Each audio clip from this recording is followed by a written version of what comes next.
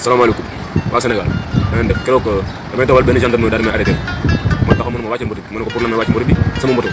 mu ne man booy wàcce moto ma ko ne grand wax ma sama moto yow ma doon wàcce moto bi samay papier nga ma war a laaj ma jox la ko quoi mu ne man ma wàcce moto après ma wàcc bàyyi ko ba mu ne ma sa waay tegi sac bi ma ne ko non sa sama sac la bàyyi ko ci moto bi waaw parce que yow amoo droit wax ma lii la ma war a laaj mooy dama war a laaj ne ma sa moto bi ana ay papier am sama ko laajee ma jox la ko moo gën quoi lu tax may wàcc sa moto te ma wax ko ñëpp képp ki dawal moto ngeen xam police yi amuñu droit arrêté moto yi déedéet dañ la war a laaj sama papier ñu bind la attestation nga ñëw récupéré ko mais amuñu droit benn jën bu jàmm dina ko yóbbu ñu nag balaa ñuy respecté droit indi ut ay papier lépp mooy yéen ñii yor droit ngeen def yoon ba pare quoi policiers yi defuñu yoon manque de respect bi c'est extraordinaire te lu ma jaaxam mooy ñun ak yéen ñoo bokk âge fu ñu leen respecté rek parce que tali bi ngeen soxla quoi moo tax te yéen a ngi commencé déshonorer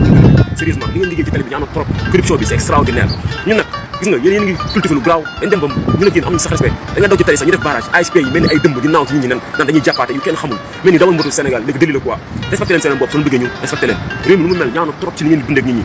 respecté leen seen bopp ñu ragaluñ leen seen tenue bi lañu ragal wasalaam corruption yéen lekk nag c'est extraordinaire bu nga Sénégal yéen fi ngeen di jëmee réew mi sax gi nga billaahi dëkk bu métti bi yëpp yéen la yéen ñi di jël riba di ko jox seen njaboot yi koy lekk ñun dañuy lu ne lañu rey jox suñu njaboot ñu lekk yéen ngeen jël lekk riba bu lekk te képp ku lekk riba balaa nga dee di ngeen ko gis lii na ko ñëpp partagé policiers yi jóg sama kanam nëpp ma ko li ñu mel ci réew mi sax na trop Sénégal li policiers yi dundee ñun dafa ñaaw na trop manque de respect tout